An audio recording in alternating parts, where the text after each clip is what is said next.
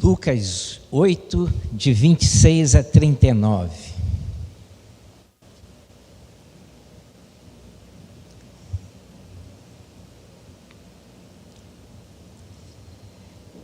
Navegaram para a região dos Gesarenos, que fica do outro lado do lago, partindo da Galileia.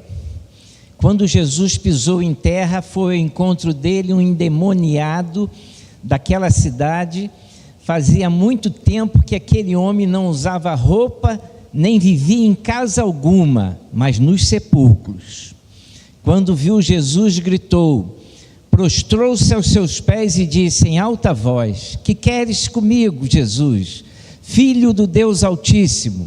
Suplico-te que não me atormentes.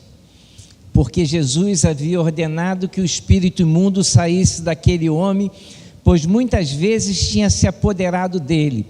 De fato, mesmo com os pés acorrentados e as mãos algemadas, ele quebrava as correntes e as algemas e era levado pelos demônios a lugares solitários. Então Jesus lhe perguntou: qual é o seu nome? Legião, respondeu, porque muitos demônios habitavam entrando nele. Estes imploravam a Jesus que não os mandasse para o abismo. Ora, uma grande manada de porcos pastava naquela colina. Os demônios imploraram a Jesus que lhe permitisse entrar nele, e Jesus lhe deu permissão. Saindo dos homens, os demônios entraram nos porcos, e toda a manada atirou-se precipício abaixo em direção ao lago e se afogou. Vendo o que havia acontecido, os que cuidavam dos porcos fugiram e contaram esse fato na cidade e nos campos.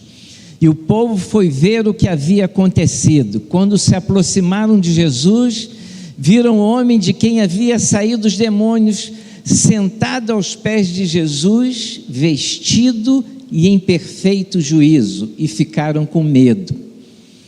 Os que tinham presenciado essas coisas contaram ao povo como o endemoniado havia sido liberto. Então todo o povo da região dos Gerazenos suplicou a Jesus que se retirasse, porque estavam dominados pelo medo. Ele entrou no barco e regressou. O homem de quem havia saído os demônios suplicava-lhe que os deixasse ir com ele, mas Jesus o mandou embora dizendo: vá para casa e conte tudo quanto Deus fez a você. Então o homem foi e anunciou na cidade inteira quanto Jesus tinha feito por ele. Quero fazer uma pergunta para você. Você hoje individualmente já pediu alguma coisa a Jesus? Eu acho que todos nós individualmente já pedimos alguma coisa a Jesus. Eu pedi até demais, acho. Agora, quanto igreja, nós também já pedimos uma coisa a Jesus. Hoje é o dia de nós orarmos pela cidade e orarmos pelo país. Acredito que nós como igreja tenhamos também participado. Eu já li essa passagem muitas vezes, mas só depois de muitas vezes é que eu notei nessa passagem alguns grupos pedindo coisas a Jesus. Isso me chamou a atenção, porque essa passagem é uma passagem muito inusitada, surreal, né, para os dias de hoje. Nesse texto há cerca de 3 petições a Jesus.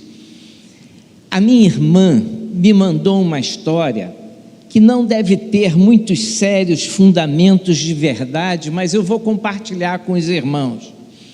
É a história de uma igreja animada, dinâmica, crescente, que no seu terreno ao lado foi construído um grande galpão e uma casa de show.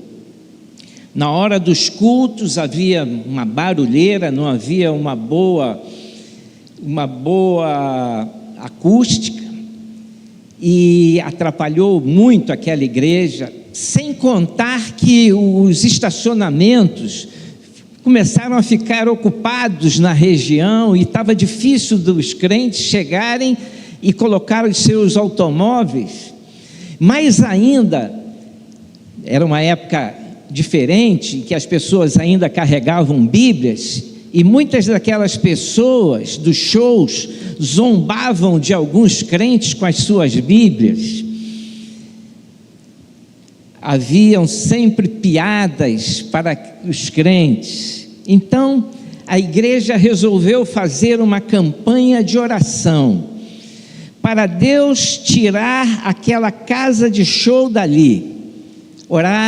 Oraram, fizeram vigília, e todo o povo sabia que a igreja estava orando para Deus acabar com aquela casa de show. Até que numa noite desabou um temporal, caiu um raio do céu, caiu em cima daquela casa de show, pegou fogo e acabou.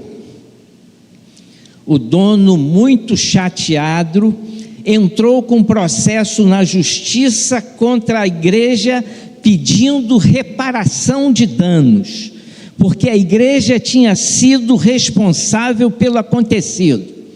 E o povo da igreja disse: nós não temos nada a ver com isso, nada. E o juiz, na hora da sentença, disse assim: eu estou em apuros, é um caso inusitado, é um caso bizarro. Estou diante de um empresário que se dedica a um negócio chamado profano, que crê no poder da oração, e uma igreja que não crê. Meus irmãos, a oração é assunto, é uma atitude, uma atividade até certo ponto um pouco estranho para nós. Pense bem, nós temos uma ordem da palavra de Deus para orarmos sem cessar, em todo o tempo. Temos o ensino de Jesus, temos o exemplo de Jesus que orava, também temos o exemplo de grandes homens de vida espiritual que oraram, o exemplo da história da igreja, também de pessoas conhecidas cuja vida espiritual admiramos e sabemos que são pessoas que oram. Nós temos tido respostas de Deus às nossas orações. Se eu perguntasse aqui, quem já teve uma resposta às suas orações? Eu tenho a impressão que todos diriam: eu já tive uma resposta de Deus à minha oração. Mas a despeito disso, de termos um Deus santo, puro, que não se reservou ao silêncio, um Deus que não se cercou de uma muralha em que o ser humano não pudesse penetrar, que não abandona o ser humano à sua própria sorte e escolha. Se fosse assim, estaríamos completamente abandonados, sem esperança. Nós temos um Deus acessível que diz para a gente pedir até mesmo o pão de cada dia, o pão que Ele dá para quem pede e quem não pede. Ele faz cair a chuva, Ele faz abrir o sol sobre justos e injustos. O incrédulo, o ateu, tem o seu pão que Deus dá. Ninguém o fabrica, ninguém faz o trigo. Deus é quem produz a condição de termos o pão. Cada vez que sentamos à mesa, temos um presente de Deus diante de nós, e nós vivemos isso pela graça de Deus, e temos um Deus sempre pronto a nos ouvir. Pai nosso que estás nos céus, e aí pedimos o pão de cada dia.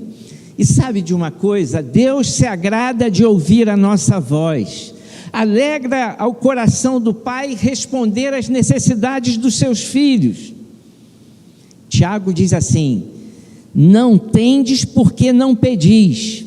E por que a gente pede tão pouco? E por que não oramos? Se eu perguntasse aqui, quem aqui ora o suficiente? Eu não vou perguntar. Se alguém levantasse a mão, eu pediria para me ensinar, porque eu não oro o suficiente. Agora, se tratasse de comer, eu diria, eu como o suficiente e mais um pouco. E seria fácil os irmãos constatar isso. Se eu me virasse de perfil, os irmãos iam ver a minha pança, ia falar, esse cara, ele se alimenta mais do que pode. Mas com relação à oração, eu não oro o suficiente. Mas orar, que é a coisa mais preciosa, tenho deficiência. Vivíamos, meus irmãos, com um inimigo terrível. Não podemos vencer as nossas batalhas sem oração. E por que oramos tão pouco? Esse texto nos apresenta uma espécie de reunião de oração. E é bizarro. Primeiro local, porque o homem sai da cidade e encontra-se com Jesus. Ele que habitava nos túmulos, ou Jesus estava ali onde jogavam os mortos, porque naquela época só tinha sepultura reservada a quem era rico. As pessoas simples, abandonadas, eram jogadas no lixão, no depósito de ossos. Então, ali era o local em que esse homem se encontra com Jesus. E em meio àquelas ossadas, aquele mau cheiro, temos ali uma reunião de oração. Há suplicantes ali, há pessoas pedindo coisas a Jesus. E o primeiro grupo que se dirige a Jesus é inusitado. São os demônios. E eles pedem a Jesus para não serem lançados no abismo e entrarem nos porcos. Demônios que fazem essa oração: Jesus, não me leve para o abismo, deixe-nos ir para a manada de porcos. E sabe, o texto diz que Jesus disse sim. O texto diz que Jesus permitiu. Vocês estão pedindo, eu concedo a vocês o que vocês estão pedindo. E aí os porcos, tomados pelos demônios, pularam de despenhadeiro no lago e morreram 2.000 porcos. Um abalo nas finanças daquela cercania, um abalo na economia daquela região. O povo da cidade saiu apavorado para encontrar com Jesus e ver o que havia acontecido. Não é isso que acontece na nossa sociedade? Tem um acidente, todo mundo corre, todo mundo quer ver o que está acontecendo. O povo saiu, o texto diz que toda a cidade saiu para ver o que tinha acontecido, e quando eles chegam lá, interessante, eles encontram um homem aos pés de Jesus, possivelmente aprendendo. Eu fico pensando nisso. E agora estava vestido. Esse homem está ali diante de Jesus e toda a cidade chega. Eles têm a maior oportunidade da vida deles. Eles têm a visitação do Filho de Deus. Não era um profeta, não era o maior dos profetas, mas era o Filho de Deus que estava ali. O Filho de Deus que pode responder a todos os seus anseios, a todas as suas necessidades, resolver os problemas mais intricados, mais horríveis, tirar as trevas, a angústia do coração, trazer mudança, alegria, dignidade Mas o que eles fazem ali diante daquela manifestação? Eles também fazem uma súplica. É o segundo grupo. Eles também fazem um pedido a Jesus. Eles pedem que Jesus se retire. Eles não querem Jesus com eles. Sabe, meus irmãos, isso é um retrato do mundo. Isso é um retrato do mundo. Nós vivemos num mundo que não quer saber de Jesus, mas que vive bem com os demônios.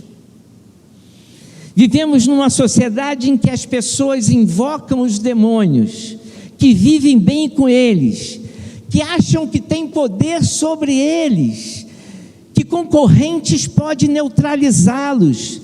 Vivemos numa sociedade em que as pessoas até invocam os demônios e ocupam a mídia, e tem canais na mídia, e dão testemunho de resposta de suas orações, de seus pedidos.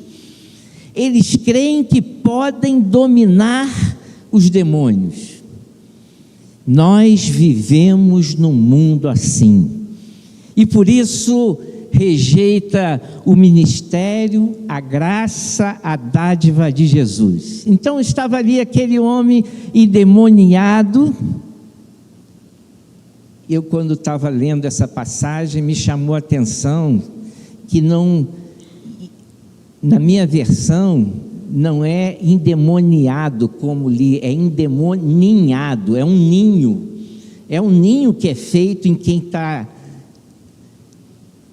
sobre o domínio dos demônios. Então, estava ali aquele homem endemoniado para mostrar o que os demônios fazem, que o que o inimigo faz, tira a dignidade de todo indivíduo, faz com que o homem vá viver num ambiente mais sórdido e podre que existia na região, que vai viver num cemitério.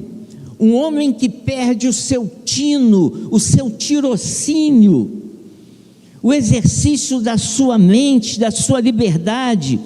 O homem que deixa grande parte da sua humanidade rasgada. Um homem que vivia perambulando nu, que perdeu a sua dignidade. Um homem que é uma obscenidade ambulante. E vocês sabem que é isso que a nossa cultura está procurando fazer com o ser humano. Você já notou que cada vez mais a sociedade está tirando a sua roupa? Você já notou que cada vez mais a sociedade quer mostrar o que deve estar encoberto? Vivemos assim, numa sociedade obscena, mercantilista e materialista. Como aquele povo que achava que uma manada de porcos valia mais que a vida daquele pobre coitado. E agora, ele recuperado e salvo pelo poder da graça de Jesus, eles não dão bola para uma pessoa recuperada. Vivemos numa sociedade assim, onde as coisas valem mais do que as pessoas. E aí chega Jesus, e ele vai operar uma transformação que nós pedimos. E como o mundo reage a isso? Rejeita a mensagem do Evangelho, rejeita a mensagem de Jesus. E aí nós chegamos ao homem que havia sido endemoniado. Ele também faz uma súplica nessa reunião de oração. Os demônios pediram, foram aceitos. A comunidade pediu para Jesus se retirar. Jesus falou que ia se retirar, disse sim para a comunidade. Agora chega esse homem. Ele também faz uma súplica nessa reunião de oração. Ele também faz um pedido a Jesus. Ele é um crente novo. Crente novo ora muito. ora mais às vezes do que crente velho, lê bastante a Bíblia, ele está interessado. A Bíblia desse homem é Jesus, ele quer ouvir mais de Jesus, ele quer aprender mais com Jesus, ele quer seguir Jesus por perto. Há pedido mais precioso do que esse? A súplica mais correta do que essa? Senhor, eu quero ir contigo. Aí Jesus vira para ele e diz: não. Não é bizarro isso? Estou usando um palavreado mais contemporâneo. Não é inusitado, não é surreal. Disse sim para os demônios, disse sim para o povo incrédulo e diz não para aquele crente novo. É surreal? É bizarro?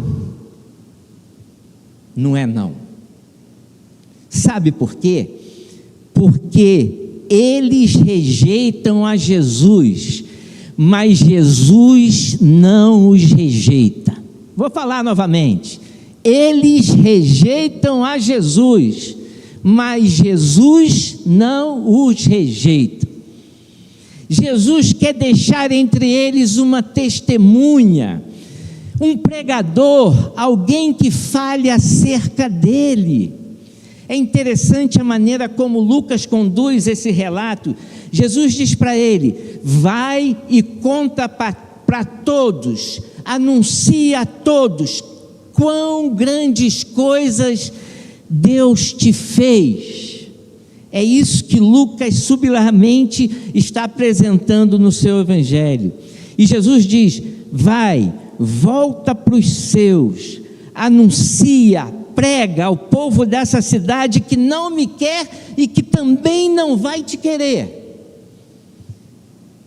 Eles podem me rejeitar, mas eles não podem contradizer a transformação que houve na sua vida.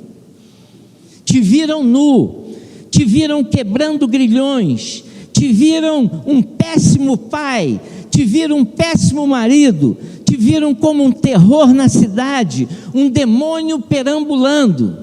E agora, um bom marido, um bom pai, um bom vizinho, um bom cidadão. Eles podem me negar, mas não podem negar o que aconteceu com você. Essa é a grande pregação que só você vai poder fazer por esse povo. Quando Jesus diz não para esse homem, ele está dizendo, ele está mostrando graça para o povo. Quando ele diz não para o ex-endemoniado, ele está dizendo: eu vou dar a minha graça e você vai ser o portador dessa graça. E tem uma coisa, Jesus faz uma coisa estranha e inusitada. Pega um crente novo, um dia de convertido, horas de convertido, e ordena ele para o ministério: vai, fala, anuncia. Sabe, meus irmãos, porque quando Jesus manda fazer uma coisa, ele capacita. Eu fui muito amigo, durante muito tempo convivi com o pastor José Alberto, que era pastor da Igreja Batista de Ipanema, e ele gostava, ele era meu cliente, e ele gostava de: Ricardo, marca uma hora bem extensa. A gente conversava mais do que atendia, e um dia ele falou: olha, eu esqueci de falar, eu só vim porque eu queria conversar contigo mesmo, mas hoje eu vou sair mais cedo. Sabe por quê?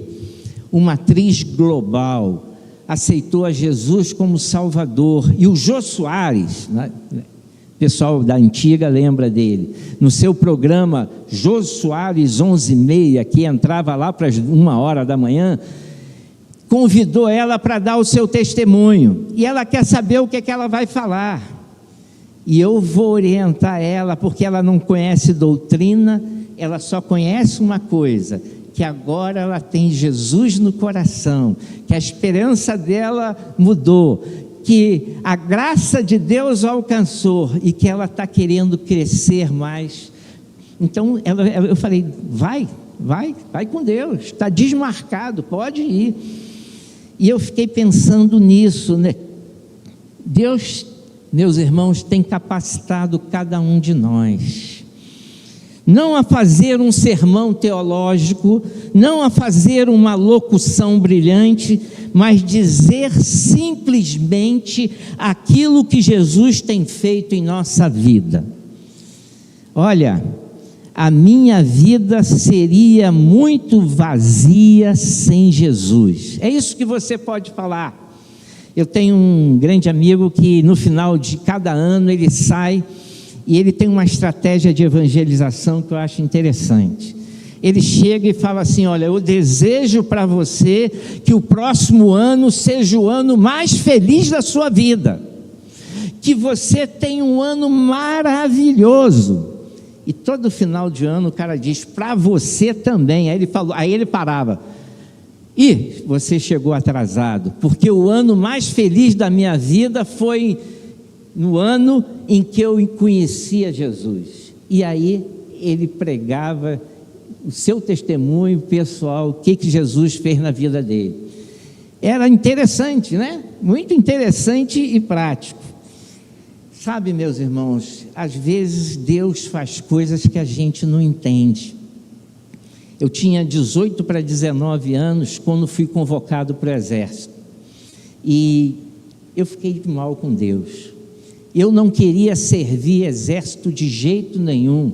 Me lembro até hoje do meu pai batendo lá e falando: olha, filho, deixa eu falar uma coisa para você. Romanos 8, 28, todas as coisas contribuem para o bem dos que amam a Deus, que são chamados pelo seu decreto. E eu fui, tive que ir, né, convocado, não queria ir não. Vou ver se eu consigo abrir aqui, vocês me desculpem.